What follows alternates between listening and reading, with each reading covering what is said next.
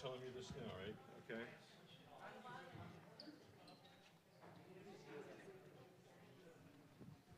Hey, check, check. 1, 2. 1, 2. Check, check. 1, 2.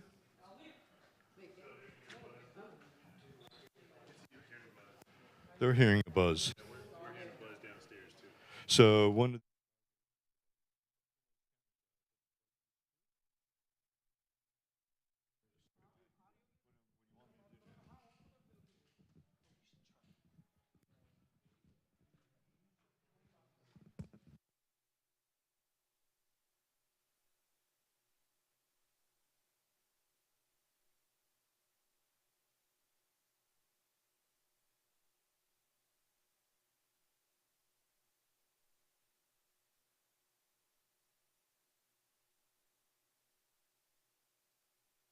Everybody, we're just going to get started in a minute or so.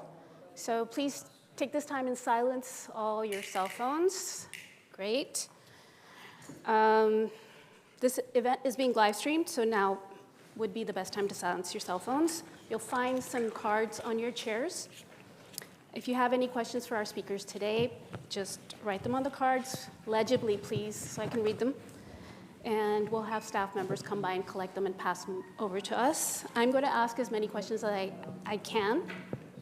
Poonam, can you be a little louder? We're not able to reserve chairs for? Hello.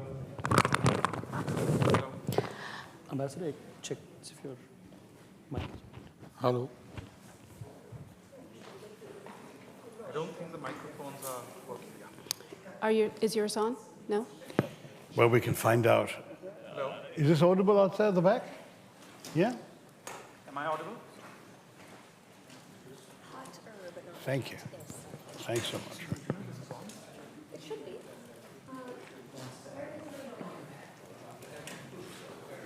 Neha, why don't you just stand in the back row and see if you can hear each of them? Can everyone hear me? It's on. Yes? No?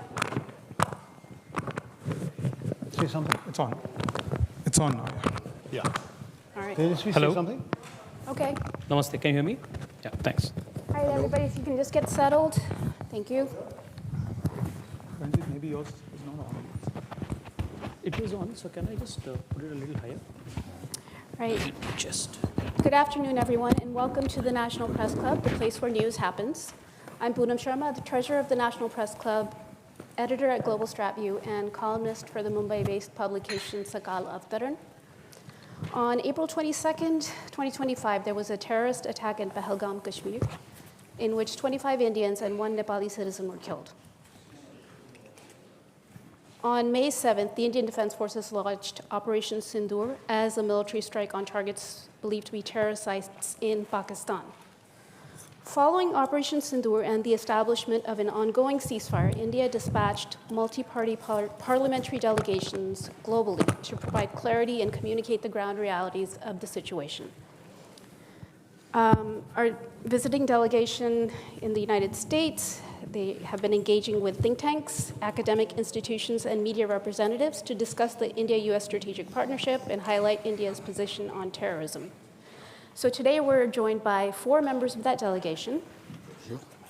Right next to me, none of these need any introduction, but however, Dr. Shashi Tharoor is an author, politician, and former international diplomat, a 4-term member of parliament. He represents Thiruvananthapuram, Kerala in the Lok Sabha. A member of the Indian National Congress, he has served as Minister of State for External Affairs as well. And he's currently the chair of the Parliamentary Standing Committee on External Affairs. Mr. Milind Deora is a former union minister and member of parliament from Mumbai South.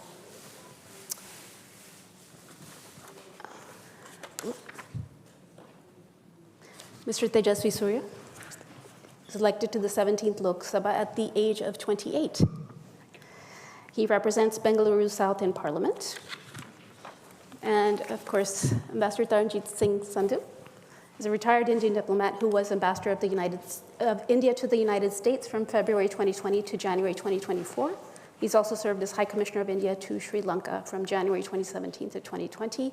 So please Join me in giving them all a warm National Press Club welcome. So Thank Dr. you. Tharoor, over to you for some opening remarks. Thank you, Poonam. Well, I'll keep those brief so we can get straight into a conversation. Poonam has already explained who we are and why we're here and who we're meeting. Broadly speaking, we have been to 4 countries already on the way here, though our first stop when we left Delhi was indeed in New York, so we could go and pay tribute at the 9/11 memorial and convey, if you like, our strong solidarity with victims of terrorism everywhere, since 9/11 accounted for people from so many different nationalities. We then went on to Guyana, where we met the government, legislators. In every place we met government, legislators, think tanks, and media. We went on from Guyana to Panama, from Panama to Colombia, from Colombia to Brazil, and here we are now with all of you. At the end of the Memorial Day recess, spending a day on Capitol Hill has been extremely rewarding because we were able to meet a number of congressmen and senators. And in fact, we've just come from a meeting with half a dozen senators who came up and said hello, all of them associated with either the Foreign Relations Committee or the Intelligence Committee. So broadly, what we are seeking to do in every country is to explain our version of events, our experience of the last few weeks, to seek the solidarity and understanding of those we meet and speak to. And I'm very pleased to say that so far, our batting average is over 100. In other words, every single person we have met so far has immediately not only condemned resolutely the terrorist attack upon India and expressed their outrage and their sympathy, but they have also explicitly endorsed India's right to defend itself against terrorism. And this kind of understanding has been most welcome. We've had broader conversations everywhere because India is not going to be defined by one particular incident. We are a country with great ambitions for ourselves, for our people. We are focused on our economic development, on our growth. We are focused on technology, on pharmaceuticals, and the whole range of activities that have marked us out as a significant player to be reckoned with in the world. And we're very happy to continue doing all of that. In fact, for us, this terrorist episode was a distraction. It was a most unfortunate and even frustrating experience to have this inflicted upon us at a time when we were focusing on growth. In fact, in Kashmir, it's very striking. The previous summer, we'd seen more tourism and more tourists coming than Aspen, Colorado gets every year. And in the course of this year, the first few months of this year, there'd been a 100% increase on the corresponding months of last year. So Kashmir was booming. Ordinary Kashmiris are benefiting from vast numbers of tourists coming in, putting money into their hands and their pockets. It was a lovely time. And here's this innocent group of holidays, tourists on a dappled meadow in Kashmir, being murdered in cold blood by people coming and asking their religion and shooting them between the eyes. It really was a sickening outrage. And the nation rose as one to support whatever the government chose to do, and what the government chose to do in the end was what most of us would have wanted. I myself wrote an op-ed 2 days after Pahalgam, which was headlined, "Hit Hard, Hit Smart." And that's exactly what the government did. It hit hard, but it hit smart. It started off making a very clear signal this is only about retribution for terrorism. That is, hit only the 9 bases of established, known terror organizations listed on the US State Department's terror designate list, listed on the United Nations Sanctions, Terrorism Sanctions Committee, the 1267 Committee's list of designated terrorists, and we only hit those. The government publicly announced and told the Pakistanis to, we have not hit any Pakistan government sites, we haven't hit any Pakistan civilian sites, we haven't hit any military sites either. We've just hit terrorist infrastructure. And as far as we're concerned, that's it, we're done. Pakistan chose to retaliate in the most indiscriminate and irresponsible fashion, shelling civilian areas, hitting Sikh Gurdwara, hitting the convent of the Carmelites of Mother Mary in Poonch, killing people in their homes, on the streets, 19 people killed, 59 hospitalized with grave injuries. This was obviously something we had to respond to, and every time Pakistan hit, we hit back.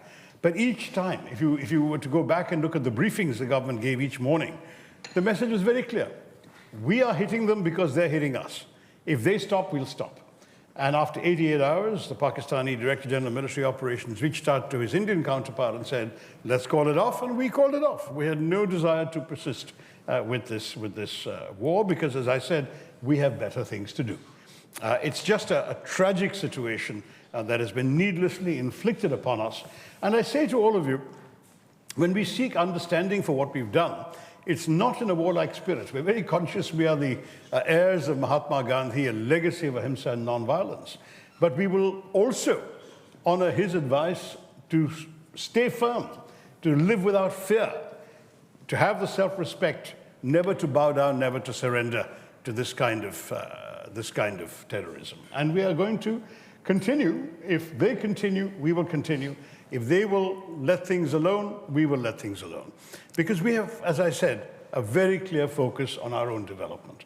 I think I'll leave it there, not because I have no more to say, there's plenty to say, but I would rather respond to your questions, and my colleagues are also ready to add their words to these remarks of mine when you have questions for them.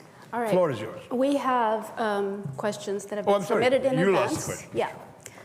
And if the audience has more, they can pass them forward as well. Sure. You'll pass the questions to Poonam. Right. Okay. So one question that we've gotten from several members of the press Sure. is why the name Operation Sindoor? Right. If you could just briefly address that for those who are not familiar. Right. Well, Operation Sindoor, actually, I thought was a brilliantly chosen name. The Sindoor, in case some Americans obviously don't know about this, is a vermilion mark that is applied to the center of the forehead of married women in the Hindu tradition. It's widely practiced. Some non-Hindus do it too, but more for decorative purposes. But strictly speaking, the Sindoor is applied at the time of the marriage ceremony and is worn every day thereafter by married women. So we were very conscious that these brutal terrorists, who, by the way, shot men in front of their wives and children, but spared the women. And when the one wife screamed out, "Kill me too," she was told, "No, you go back and tell them what we've done." That was why the women were spared. It was a horrendous act. But that Sindoor had essentially been wiped off the foreheads of 26 Indian women, or 26, I was going to say Hindu women, but one of them actually was a Christian. But the Sindoor had been wiped off the rest by these terrorist actions. And so we wanted, first of all, to avenge that act of wiping off the Sindoor.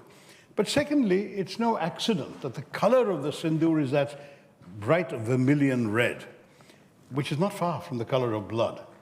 And in many ways, there is a Hindi expression that the khoon ka badla khoon, here Sindoor ka badla khoon hoga, that is blood in response to what they've done to the Sindoor. All right, Ambassador Sandhu, there's a question for you. Given your experience in Washington, how would you assess the U.S. administration's current position on the India-Pakistan standoff? Has there been a shift in tone or a policy from previous administrations? So I would give three aspects which the American policy and larger population needs to keep in mind. First is the terrorist angle. As our leader just mentioned, that this was a thought out, a focused operation, essentially on the terrorists and terrorist strike. Kindly look at all those terrorists and terrorist organizations. Are they friends of the United States? And what kind of poison they spread about the United States? Number two, there is a very clear strategic geopolitical angle there. I think one of the biggest neighbors of India is very much involved. And I think that has a certain clarity in the United States. I'm sure you understand who and what I'm meaning. The third part, I would say, especially to the audience in the United States, is the democratic angle, the democracy.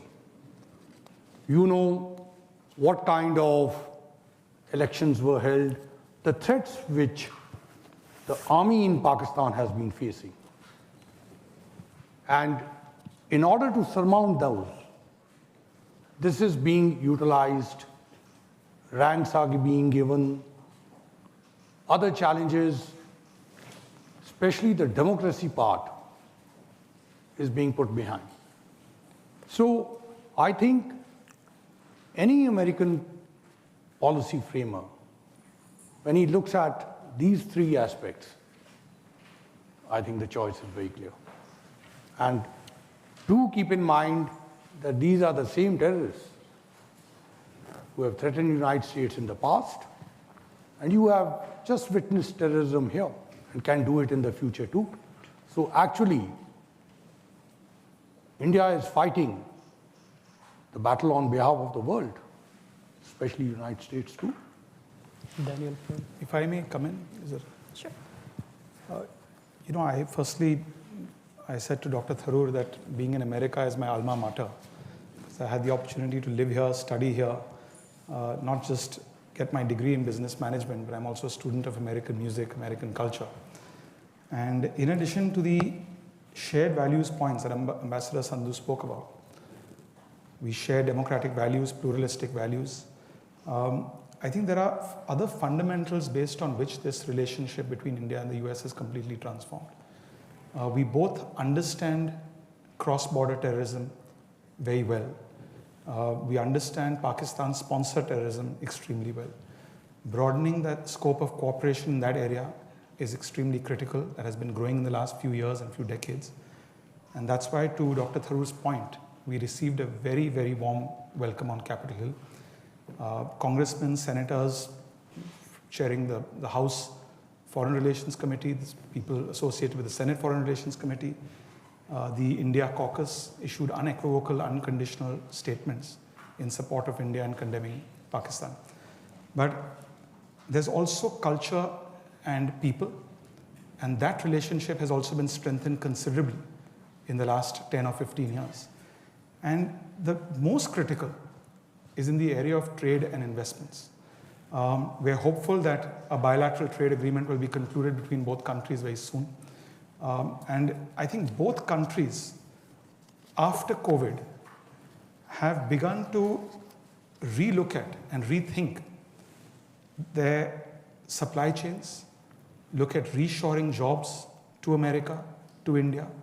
Both have an America first, India first policy, bring employment opportunities back to our countries.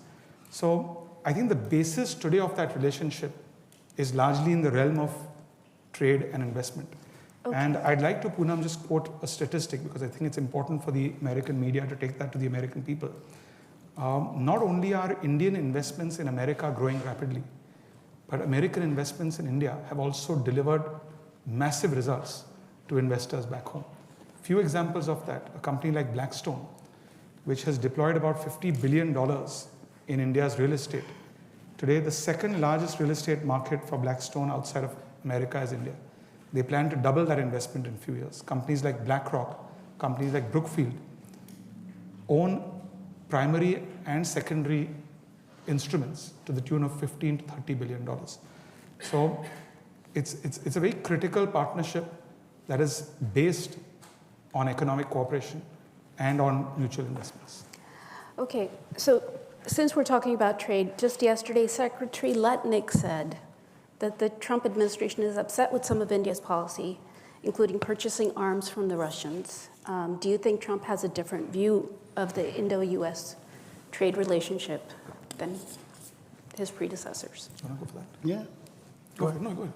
No, I mean, as far as I'm aware, this may not be an entirely, shall we say, up-to-date answer because I'm not involved in none of us is involved in the trade talks, but we have actually seen a steady change in the pattern of dependence on certain weapon suppliers. Historically, yes, we were major suppliers of Russian equipment. We still need a lot of Russian spare parts and so on, but it's come down a lot from the peak. The comparison I would give you is Pakistan, where 81% of their weapon systems and imports are from China. We don't have that kind of dependence. We've diversified. We have American weaponry. We're very much in the market for more. whatever the Americans are prepared to discuss with us and sell us, we certainly hope will move forward. We've got French weapons, we have French aircraft, we've also got a lot of Israeli equipment. So we're diversifying. It's not that we are particularly dependent on weapons from any one country, though there was a time when this comment may have been true, that is, that we were overly dependent on the Russian weapons in the days of the Soviet Union particularly. I don't think that's an accurate portrayal of the situation today. Okay. Well, you mentioned aircraft, and the question in a lot of people's minds is how many aircraft did India lose? We do know that there was some loss of aircraft, but not how many in this latest conflict. We're not military folks, and our military are the only ones who really keep track of all of these things. But, you know, I think the important message that came out was, whatever may or may not have happened in the course of a conflict, neither side, by the way, talks about losses very much. And that's partially because you know very well that operational details are very closely held with the senior military people. But I can tell you one thing, whatever may or may not have happened, look what happened on what turned out to be the last night of the conflict, when India not only effectively struck 11 airfields of the Pakistani military, but there are commercially available, publicly available satellite pictures showing the extensive damage done. There's been craters on the runway, there have been operational command centers that have been bust by these Indian bombs, and just yesterday, the Pakistanis publicly admitted that Indian strikes were so wide-ranging and effective, they struck from as far as Hyderabad in South Pakistan to Peshawar in the northwest. So it looks very clear that whatever damage the Pakistanis believe they may have inflicted on India, it wasn't sufficient to prevent India from inflicting such extensive damage on Pakistan that they decided to request us to stop, which we're very happy to do. Okay. So India's maintained that the ceasefire occurred when the Pakistani DGMO called the Indian DGMO, requesting for a cessation of hostilities. Pakistan has been playing up the role of the US, and President Trump, even as recent as, I guess, a couple days ago, he keeps saying that he used trade to stop the war. That's not the impression I have. I can tell you that it was a public record that there were calls coming from various foreign ministers to our foreign minister, to our national security advisor. The US was amongst the most active in this regard, and that Secretary Rubio spoke to his Indian counterpart, Jaishankar. He also, in his second hat of NSA, spoke to his counterpart, Mr. Doval. At one point, Mr. Vance, the vice president, called our prime minister. So there was a lot of calls being made, and that's true also the foreign ministers of the UAE, of Saudi Arabia, France, and so on. Many countries were concerned. My understanding is, and none of these calls was trade ever mentioned, not one. And certainly our information is that from our side, we gave a consistent response throughout, which corresponds to what I've just said to all of you, that we are only taking retribution for a terrorist attack. We are not interested in prolonging this conflict. If Pakistan hits us, we will hit back because we have a right of self-defense. If Pakistan stops, we'll stop. So we didn't need persuading to stop. And that message was given regularly to everybody else who called. I know that some of this is actually out on the sort of Twitter timeline of our foreign minister. So it was an open thing that we're talking to people and letting them know we're ready to call this off anytime the others do. And the others were the ones who were prolonging it. Only Pakistan had one foot on the escalatory ladder, not India. In every case, they initiated, we retaliated. When they stopped, we stopped. That's the way that came to an end. So critics argue that India hasn't presented enough concrete evidence to the international community regarding Pakistan's role in the Pahalgam attack, and as per the Indian government, the success of Operation Sindoor as well. How would you respond to that? Mr. Surya, would you like to take that question? Poonam, I think this is not the first time that Pakistan has orchestrated an attack against India and claimed to not have any role in it. The very first attack that they orchestrated was right after independence, 1947. They sent Pakistani armed military men, and they said it was Pakistani raiders who went. They said, we have nothing to do with it. But then it was the Pakistani army. This was not the first time. Even in 1998, Kargil, it was again Pakistani military which was directly involved in the aggression, but they again claimed no responsibility. So much so that when the soldiers were, the bodies of the soldiers were retrieved, they were not ready to take them back. Can you expect, I mean, is there any other country in the world that would do that? Pathankot, we invited them to conduct a joint operation in one of our air bases, 2611 in the city of Mumbai. Joint investigation. Joint investigation happened in Mumbai. Dossiers were presented, not just to Pakistan, but to the international community. Pakistan did nothing. This time around in Pahalgam, within about 30-40 minutes after the attack, a front called the Resistance Front claimed credit for orchestrating this attack. And it was on their website for almost a whole full day, until somebody in Pakistan, their handlers told them to take it down. And it was in the United Nations Security Assembly, Security Council, when the press statement was to be released. It was Pakistan, and it was at the support of China that it was removed, the reference to TRF. And the picture that has been going around on social media, where funerals of the terrorists attended by military-clad army men, is again a testimony to the deep nexus between Pakistani army, Pakistani ISI, Pakistani government, and the terrorists. So this has gone on for a very long time. And I just want to, on the objective that we had set out to achieve. The first attack was with respect to the 9 terrorist bases. All the 9 terrorist bases that were attacked are on the UNSC 1267 list. It was not that India came up with a fictitious list. And the attacks on the 10th, 2 things prove India's capability. One, there are multiple satellite images available in public domain. Right, and we've that has been accepted. And the fact that the Pakistani DGMO called the Indian DGMO, his counterpart, and requested for a ceasefire is further proof. So in your visits to the countries that you visited so far, has the delegation presented more concrete evidence of Pakistan's complicity in the attack? Look, evidence is a curious way of putting it, because in very many cases, in fact, in the bulk of the cases of the more than 40 to 50 terrorist attacks inflicted on India since the turn of the century, in every case, Pakistan has denied it, and in every case, their complicity has been established.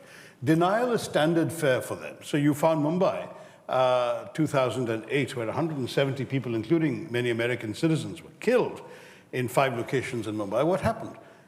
The Pakistanis said it wasn't them. Immediately, one of the killers was captured alive, and he turned out not only to be Pakistani, his family, his address, where he was trained, who trained him, everything was out there. You had the chilling recordings taken by Western intelligence agencies as well as Indian ones of the voice of the Pakistani handler giving minute-by-minute instructions to the killers in Mumbai to continue killing. This kind of evidence, plus the evidence from the interrogation Kasab, was also provided to the Pakistanis. Entire dossiers were put together. Right. Not one person has been prosecuted, not one person has been punished by the Pakistanis.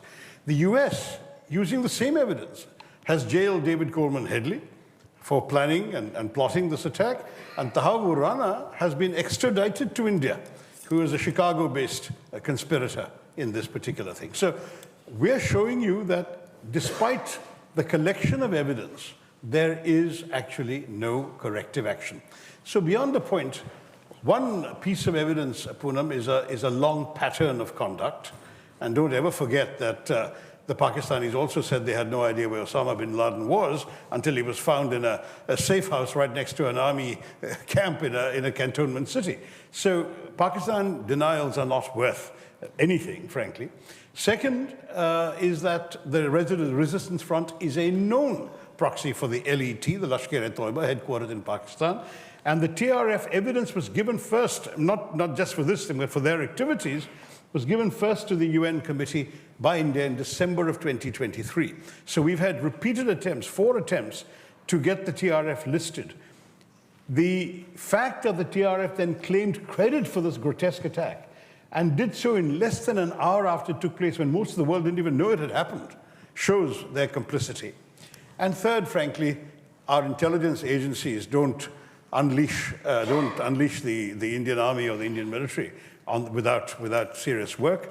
They have done their bit, and they have identified with names and photographs 4 of the 5 killers, 2 of whom are Pakistani, and 2 of whom were known to be locals who had gone to Pakistan for training 10 years ago and who clearly came back at So this time. So we are 100% sure we have the evidence we need. Those kinds of classified evidence that will not be shared with the public, I'm sure. No, not with the public, but Poonam, With the intelligence agencies of friendly countries, I'm sure there's been some conversation. But Poonam, can I answer a Sure. specific question? You asked us whether the countries we visited have brought this up. Firstly, nobody will bring it up because, as Dr. Tharoor mentioned, Pakistan has no international credibility. And the first response we received from anyone we've met, from Guyana to the United States, is that we understand Pakistan is a, if you want to call it a rogue state, a banana republic. And people very clearly understand that India has nothing to gain by responding to Pakistan unless there's credible evidence. That's right. So that point is a very critical point. That's why when you ask this question, I sometimes wonder who would be asking us to prove something against Pakistan when the whole world knows that. All right, From Osama bin Laden to 26/11 Right. to being a terror haven. People understand India has a lot going for it. People understand both countries attained independence around the same time. Pakistan is today a failed state. It's dependent on IMF bailouts. India is the 4th largest economy in the world. It's growing at 6.5%. We have nothing to gain by engaging with Pakistan. All right, thank you, Mr. Deora.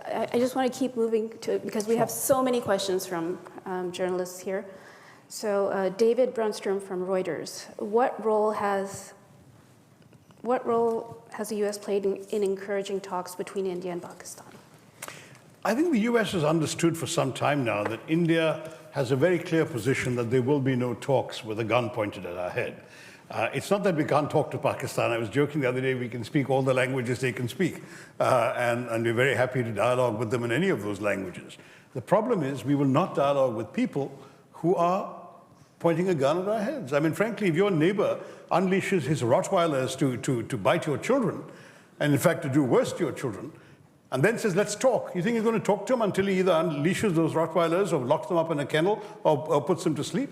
It's as simple as that. You're not going to talk to people who are pointing guns at your temples. It's not going to happen.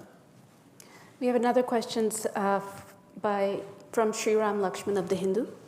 What concrete outcomes have been agreed upon or do you expect will be agreed upon from this visit in terms of U.S. actions with regard to Pakistan? Forgive me. May I look at that? I seem to have a slight audibility problem here with what concrete outcomes have been agreed upon, I see.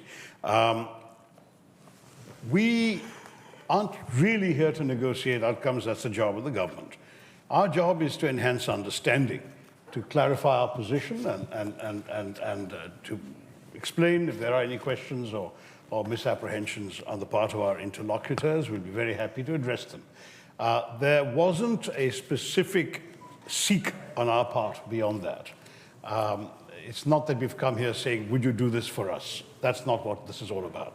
And that's true, by the way, every country we've been to. We're just saying, this is our position, we want you to understand, and if you have any questions, we'll answer them, but that's it. We're not asking them to do anything other than to understand our point of view, to express their solidarity, and to stand with us if it happens again. I mean, we have no illusions.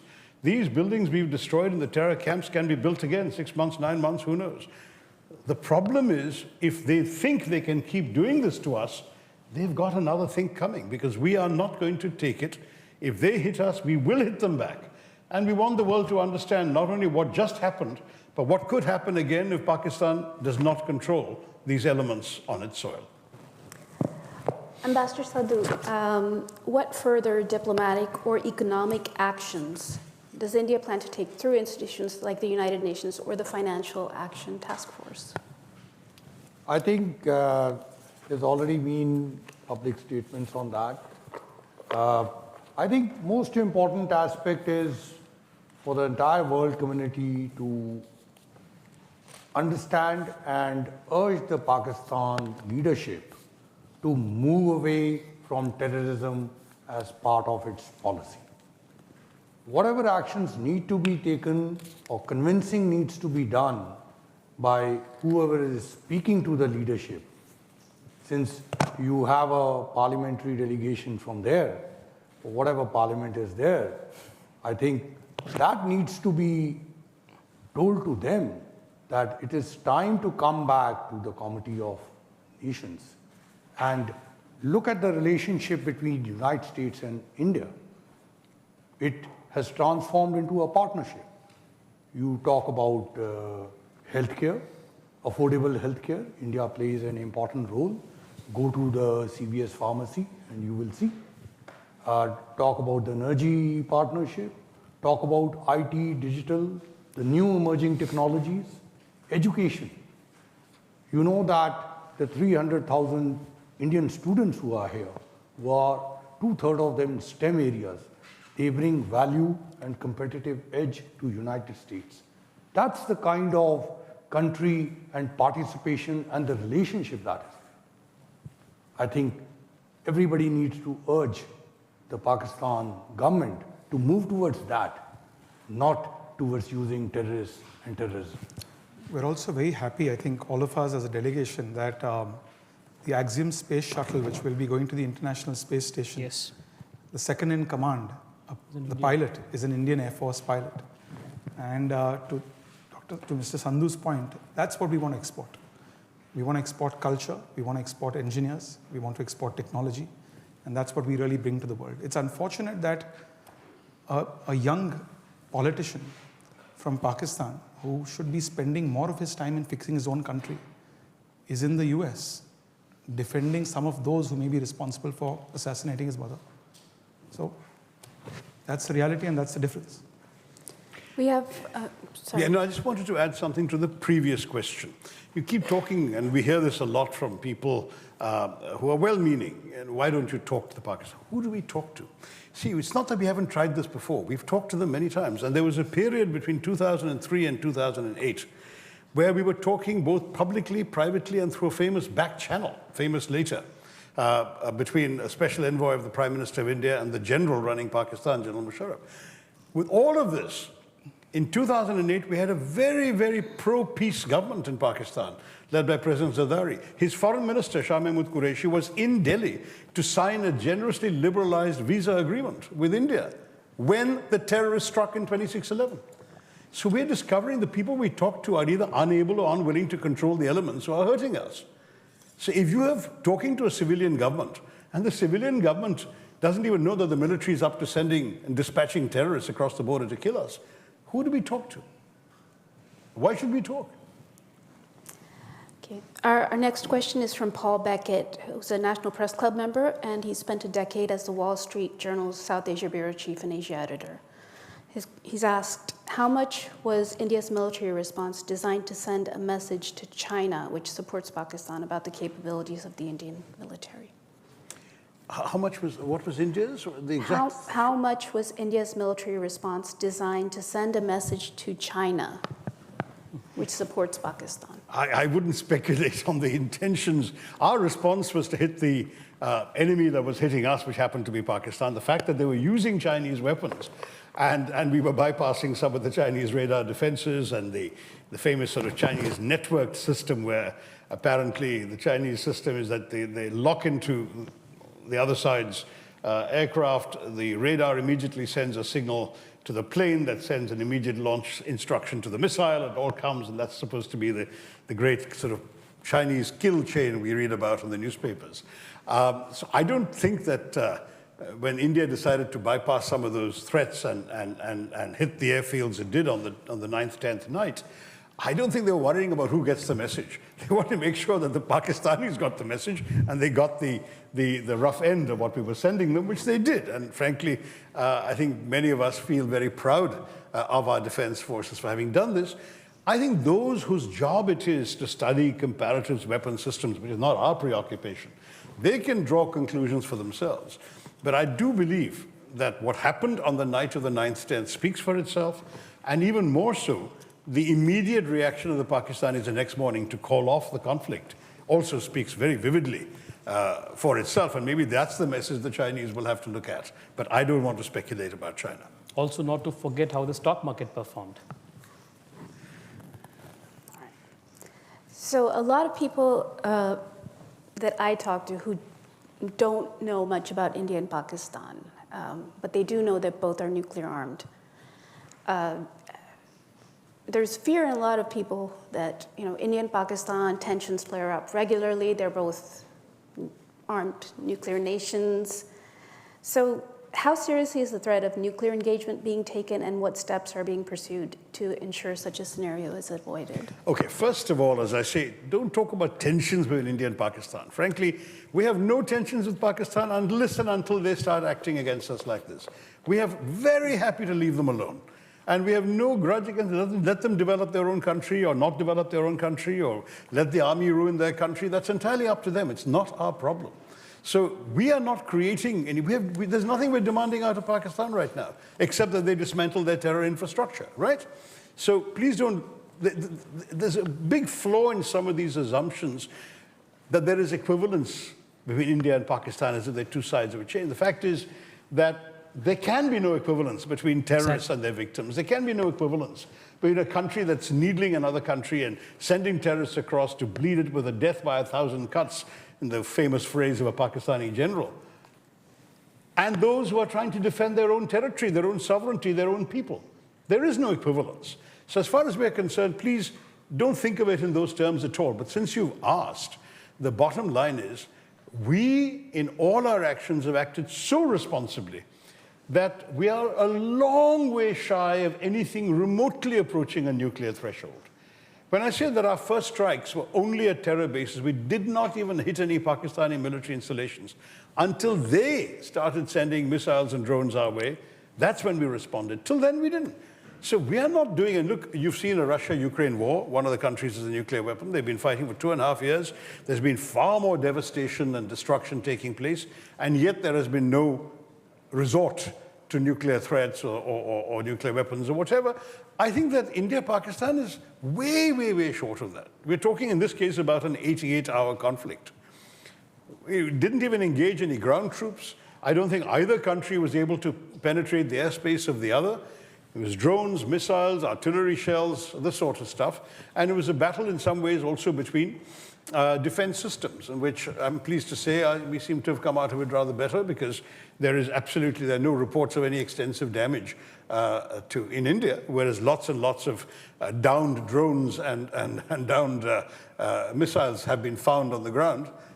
None of them have done any major damage. So if you want to compare defense systems, that's maybe the more interesting comparison, not nuclear systems. Could you elaborate on the nature of recent conversations between India and China in the context of maintaining regional peace and security? Well, recently, I would not say there have been any significant conversations. There was a significant thaw in the tense relationship between our countries, starting with September of 2024, when our foreign minister met his counterpart, our national security advisor met his counterpart, the generals on both sides talked to each other, and there was a certain agreement reached to ease some of the tensions on the border that had begun when China killed 20 of our soldiers on the border in June 2020.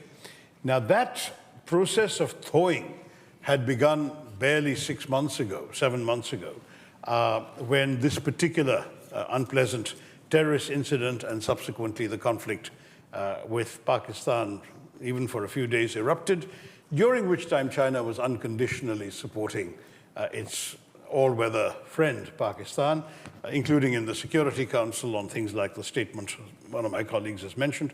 So I don't think that we've had much cause to talk to them very recently.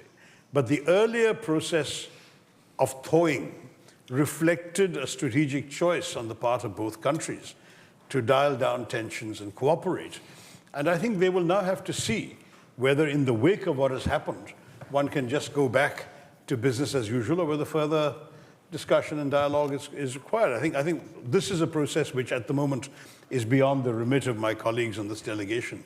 But I can say that there was a process that was very positive along the lines that your question asks, but it didn't frankly get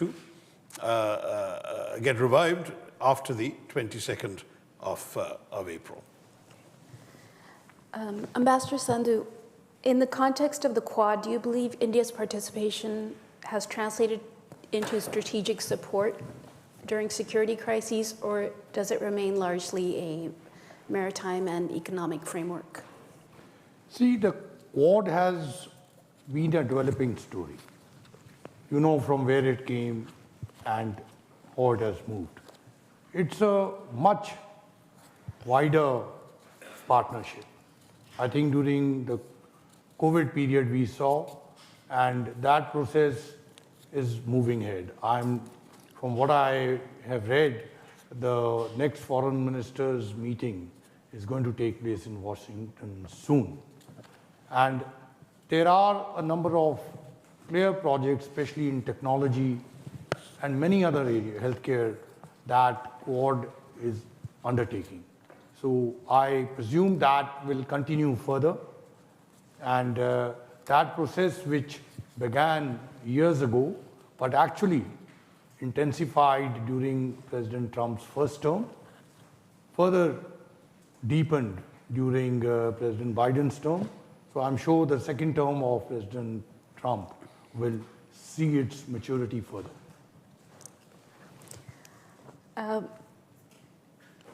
Again, related to Operation Sindoor, but related to press freedom. In the case of Operation Sindoor, a 19-year-old student who wrote a social media post was first suspended and then arrested, even though she removed her post and apologized, prompting the High Court in Bombay to describe her detainment as absolutely shocking, according to the Hindustan Times. What does that tell us about the state of free speech in India today? Who are you asking this question to? Mr. Deora, would you like to? Well, I don't know if we have a system that the courts work, and unlike other countries, if a state government has engaged in a wrongful arrest, somebody can take recourse from the courts. So, I mean, look, we are the largest democracy. We are the most diverse democracy. And we are a federal structure where our judiciary works. So I think that we've got everything going for us. And if you compare what the scenario looks like around the neighborhood, we are really truly the most vibrant democracy. So, Dr. Tharoor, why is it so tough to sell India as a victim of terror to the West? For most Westerners, it's a basic understanding that their government will stand against terrorism. So what's the missing link here? The fact that India had to send 7 delegations after the operation says a lot about how India has failed on building consensus on a topic like terrorism. That's an interesting way of seeing it, because our experience in our meetings has not implied any lack of credibility or any non-receptivity to our message at all. So had your question been well-grounded, we would have probably had some pushback or some skepticism or some negativism even, but we didn't. And we're talking about fairly wide range of countries. I mean, I realize that Guyana is not the United States, and that Panama or Colombia or Brazil all have independent characters, but in every country we've encountered government officials, legislators, think tankers, and media, and of course members of the general public.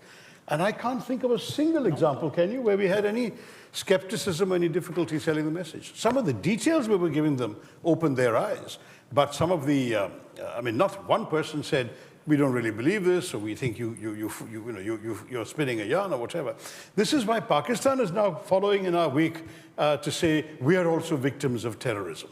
But if I can quote a former American Secretary of State who famously said, well, you can't breed vipers in your backyard and expect it to bite only your neighbors. That's what the Pakistanis did, sadly. And the result now is that they are being bitten too. I mean, we all know that, for example, the Taliban movement, and in fact, by and large, all these terror organizations were created by the Pakistani military and ISI and so on for specific target purposes. There were some units created to hit India. There were some that were created to take over Afghanistan. They wanted to do damage on both sides, on both of their borders. And ironically, one group has now broken up and started hitting Pakistan. the so-called Tehreek-e-Taliban Pakistan, is an offshoot of a terror movement initially incubated by Pakistan that's turned against its masters, just as Dr. Frankenstein discovered. You build a monster, you can't control it. That's what's happened to Pakistan. So, In fact, this morning, in fact, our meetings on the Hill, in private and in public, congressmen and senators were very clear in supporting our stand. And so as I said, the point of credibility, forget about the point of credibility, the point of you did the right thing, you have every right to defend yourself, as do we. So that's all we've encountered in these 5 countries. The two consistent themes that have come out in all of our meetings, and yesterday I was talking to a couple of MPs who were part of the other delegations, including in Islamic countries. Two consistent themes. One, they're unequivocally in support of India and India's position against zero tolerance for terrorism and our counter-terrorism measures. Second, every single country that we spoke to is extremely enthusiastic about engaging with India in multiple other aspects. What can they engage with Pakistan? They want to do trade with India. They want to do technology with India. Countries like Guyana said, we are an extraordinary friend of India. Indian companies need to show more initiative to come here and help us out. Panama, we still remember, even while we were exiting the office of the president of Panama, he said, when will you be bringing the IIT to Panama? The same thing was with Brazil, from agro-technology to yoga, Ayurveda, harnessing India's digital stack. Every country is keen to do business with India, to talk trade with India, to talk future with India, because we bring a multi-dimensional value addition to the world. So, Ambassador Sandhu, and to all of you, basically, we always get, voices of support, like, whenever something terrible happens in India. But it doesn't go much beyond that. I mean, the Mumbai attacks, the killers still roam free. Although when Prime Minister Modi was here in the joint statement, India and US always say that, we need justice for the Mumbai attacks, in which 6 US citizens also died. Again, when Prime Minister Modi was here earlier this year, there was a joint statement. But it doesn't translate into any real pressure on Pakistan. There's no movement. So I think what you are alluding to is something which should make everybody in the United States stand up. That terrorism, which is hitting everyone, including the United States. And look at the thread of most of the terrorist activities from here. Right from the shooting outside the CIA in the late 90s to now. Some thread comes from Pakistan. And you were talking about the trade. What is the biggest export which Pakistan has today? Terrorism? Is that the focus they are going to go towards? So it's time that United States and other countries, when the leadership comes here, and that's why I mentioned Mr. Bhutto should be looking very seriously at curbing terrorism in Pakistan, if he can. If the Field Marshal allows him, or maybe tomorrow Super Field Marshal. Look, what is very important, you also asked another question, that were we sending a message to China? No, we were sending a message to the terrorists, to terrorism as a policy. But what is the message coming out from there, from China? Does the United States need to take a look at that? There is a China-Pakistan axis. So I think these are some of the issues certainly that should take. And I also pointed out to you, look at the relationship, look at the depth of United States-India relationship. Look at the partnership which stretches across. And same is the issue, as my colleague just mentioned. All the 4 countries we went to, each one asked for an IIT to be established there. That's towards which you need to urge Mr. Bhutto to take his country towards, since his father is the president of the country?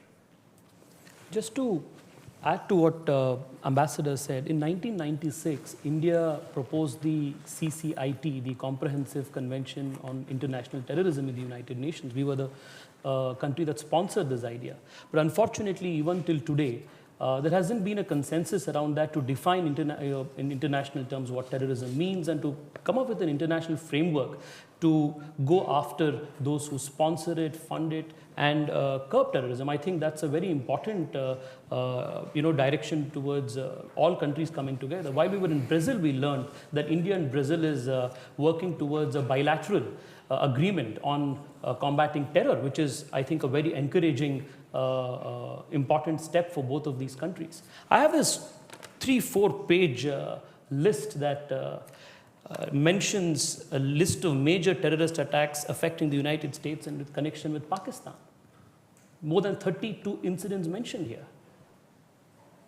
So the world needs to take note that the terror that is emanating from Pakistan is not just a threat to the immediate geography, but is a threat to the whole world. Right. Well, I mean, you mentioned that all the visits that you've had, everybody supports India against terror, everybody wants to cooperate with India in different sectors. But do you see there being a growing consensus that Pakistan is a terrorist state, something that President Bill Clinton contemplated announcing during Kargil? Look, I mean, I think the Pakistan situation is such a mess that I would not want to venture a simple answer. I think that we have a peculiar situation where there is a nominally elected civilian government, but the reins are held by the military, where the most popular politician is in jail and has been for a couple of years and continues to attract mass adulation while still in jail. There are all sorts of things going on there, and the Pakistanis go around saying, we're helpless, we ourselves are victims of terrorism, because indeed you have the Tehreek-e-Taliban Pakistan that's attacking the army and the civilian government installations and so on. So the country is frankly in a mess. To call it a terrorist state would be to imply that all of them are complicit. I think half the time one organ of Pakistan doesn't know what the other organ is doing. And there's a lot of this kind of confusion, which also makes it very difficult to talk to them. I will say that if the Pakistan government wants to be taken seriously as a responsible state, then the task for it is very clear. Dismantle the existing infrastructure of terror, shut down every one of these terror training camps, ban each of these organizations, close their bank accounts, arrest their leaders. There are 52 names in the list of the United Nations Terrorism Committee. Arrest all 52 of them, put them in bars, prosecute them seriously and not in the frivolous fashion we've seen after the Mumbai attacks. I mean, there are things that Pakistan can do in order to actually be respected for this kind of thing, but it won't do them. It's not doing them. And this is our biggest problem, Poonam. We would much rather not waste time on this issue, to be honest. We all have better things to do in India. But as long as Pakistan continues to incubate this kind of terror, these units, these terrorist groups that come and do this kind of colossal damage and cost lives in our country, then we'll have to respond exactly as we've done before, as we've done from the 7th to the 10th of May, and Pakistan should realize there will be a price to pay for terror. They cannot just walk across the border and kill our people and get away with impunity. All right, before I ask the final question, I'm just going to take a moment to thank the Headliners team leader, Jen Judson, Headliners team members, Sehun Kim, who's sitting right here, and Club Executive Director Didier Saji, and the entire club staff, Cecily, Madison, I don't know if you're here, for making this possible. And I'm going to ask Rohit and Sehun to come join me. Can you come up? Yes.